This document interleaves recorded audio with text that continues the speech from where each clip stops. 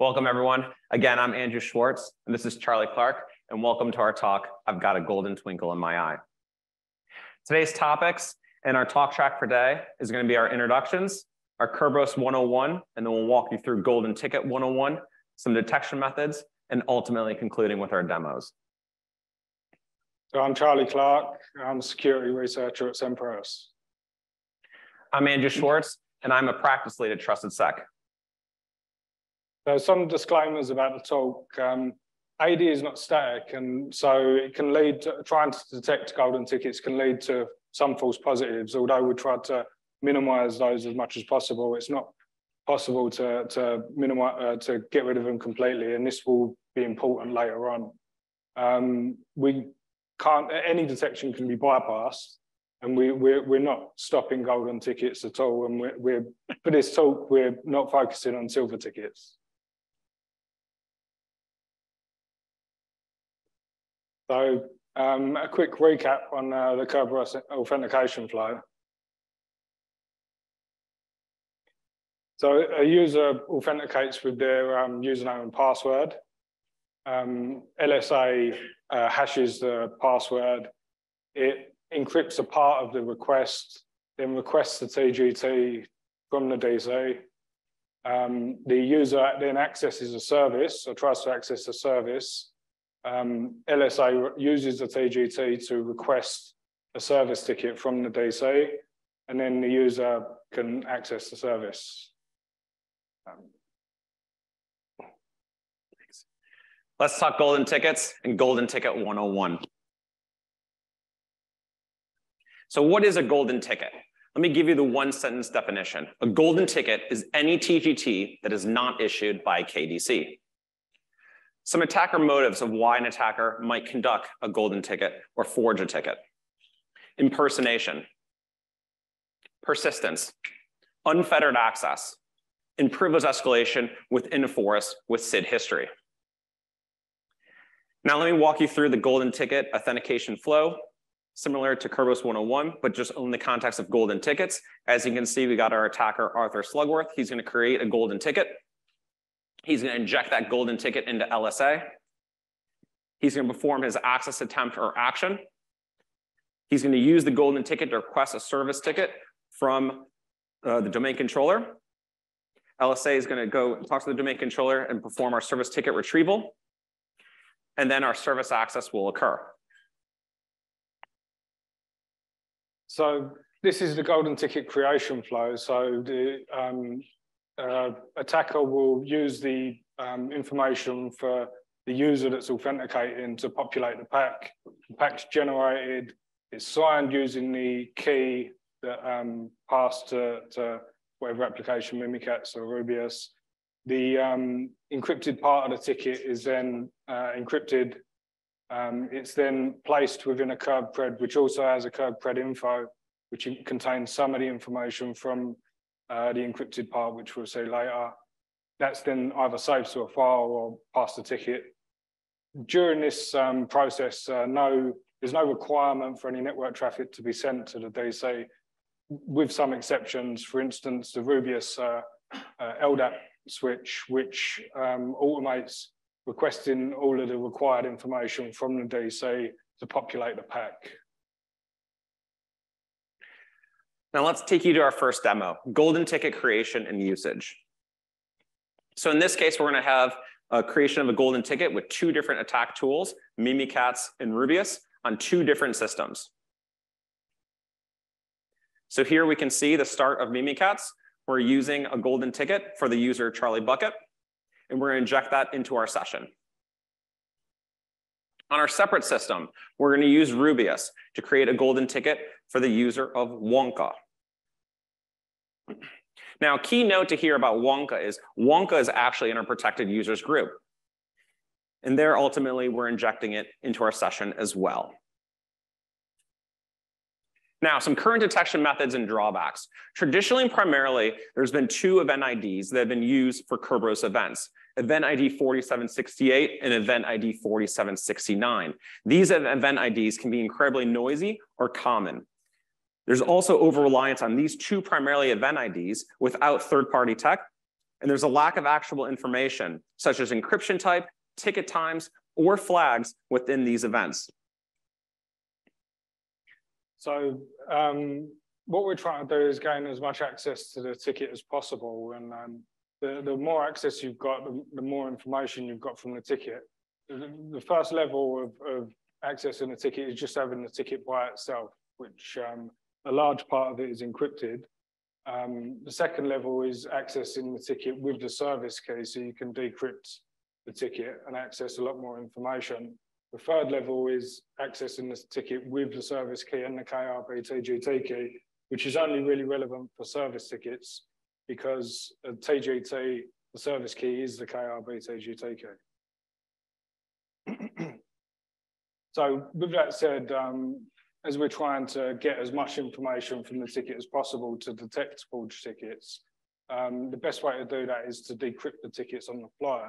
So what we do is DC sync the keys from the DC, and this enables us to analyze the full ticket and exposes a lot of IOAs, for example, the signatures and the user attributes.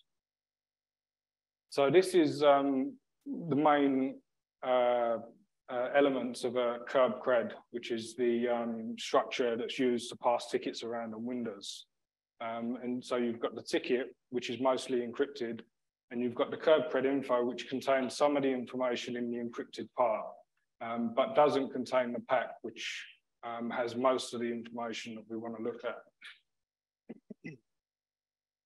So there's two different methods that we identified for grabbing tickets. This is the first example and the main example that we implemented through dumping tickets through LSA on endpoints. What this example does is it dumps the session information and tickets from LSA, encrypts the dumps, DC syncs the relevant keys, and queries the DC for the relevant information to be able to analyze the ticket.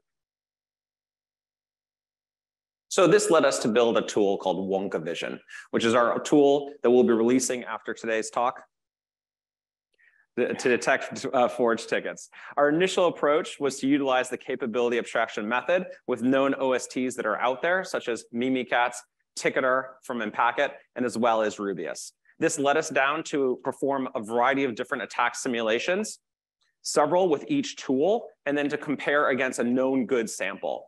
Ultimately, this drove our outcome where we did our analysis and were able to compare each individual result and build ultimately total scores and also tool scores based on these OST signatures.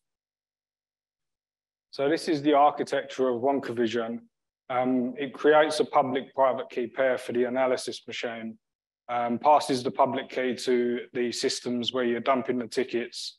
The dump happens on the endpoints, and it uses the public key to encrypt the dumps, writes those dumps back to a share, and then the analysis machine uses the private key to decrypt the tickets, grabs the relevant information from the DC through DC sync and LDAP queries, and does the full analysis. So this is the demo of the key creation and session and ticket dumping with Wonka Vision. So first it creates you use the create keys command to create a public and private key pair. It's worth noting the private key needs to be protected as if it was the KRBTGT because it can be used to decrypt the dumps and gain access to the tickets. The public key is copied to the share, which the endpoints can access. We then use in PS remoting to deploy Wonka Vision to the endpoints that we want to analyze tickets from. Pass it the link to the public key and the directory where we're going to dump the session information. It encrypts the dumps and writes them to the share. And as you can see, there's two machines which has written the dumps to the share. Now this is the analysis part and the output for Wonka Vision, which writes to the Windows log. So you run Wonka Vision with the analysis command, and give it the private key so that it can decrypt the tickets, as well as the dump directory, which contains all the dumps. It goes through recursively and grabs all of the dumps, DC syncs on the fly, grabs the information from LDAP and writes to the application log. So the first one is actually false positive. It's got a total score of 5, so it's a very low score. And the reason for this is a machine account. And what happened is it's alerting on the password last set, and password can change. And that's because the machine account had grabbed this ticket before changing its password. The second event is the Rubius created golden ticket, which has a score of 17. And there's several IOAs there, most notably the ticket flags and the ticket times. And as you can see on the tool scores, the Rubius score is higher than the Mimikatz and Impacket slightly. That does indicate that Rubius was used. The last one is the Mimikatz score, which has a total score of 58. And there's a whole bunch of IOAs for this one. Again, the ticket flags and ticket times show up as IOAs, as well as several others like the net bias name, the groups. And for the tool scores, Mimikatz shows up as a lot higher than the other tools. So you've got a score of 23 for Mimikatz, whereas Impacket was 19, Rubius was 3. So it strongly identifies Mimikatz as being used to create this ticket.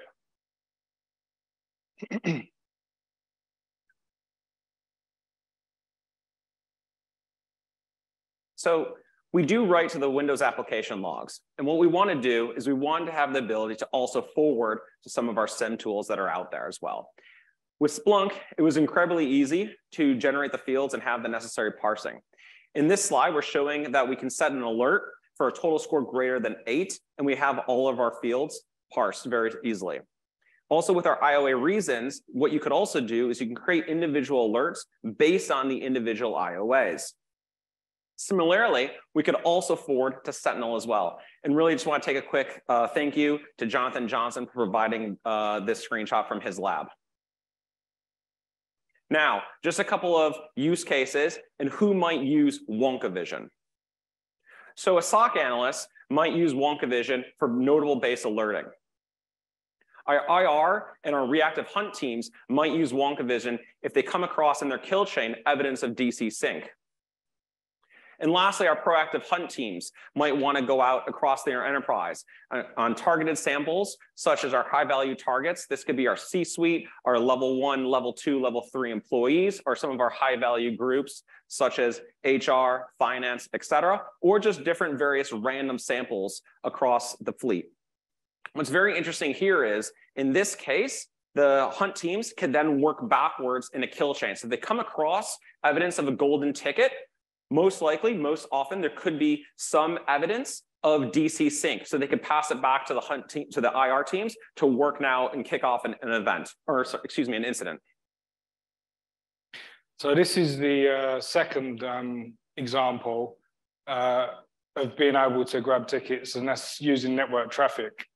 So I only wrote a minimal proof of concept for this because we'd already shown the advantage of decrypting tickets. So I just wanted to show the difference of being able to do it off of the network.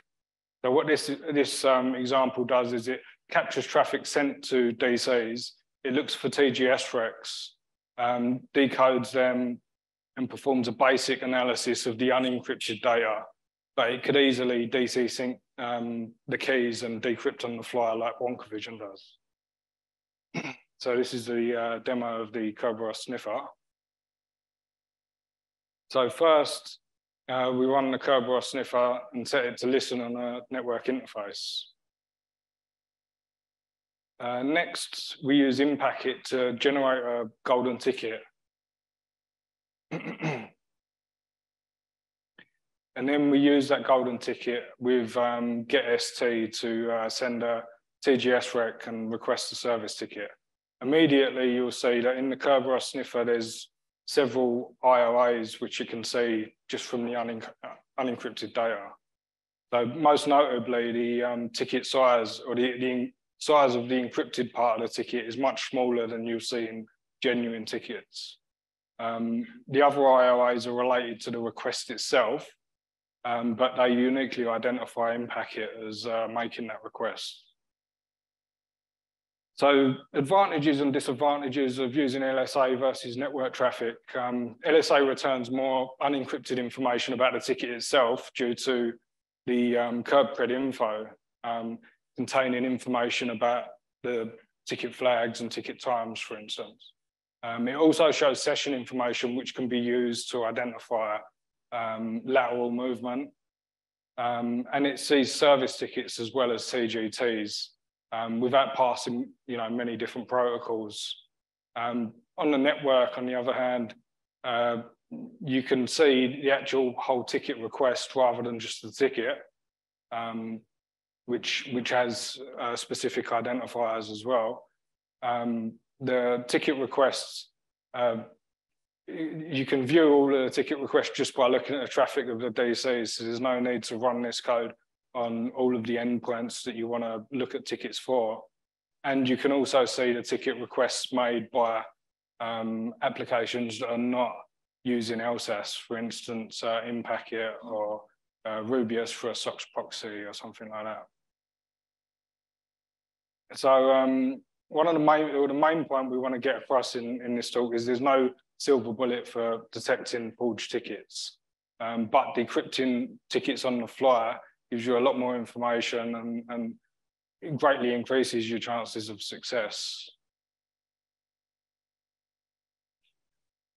Any questions? Thank you.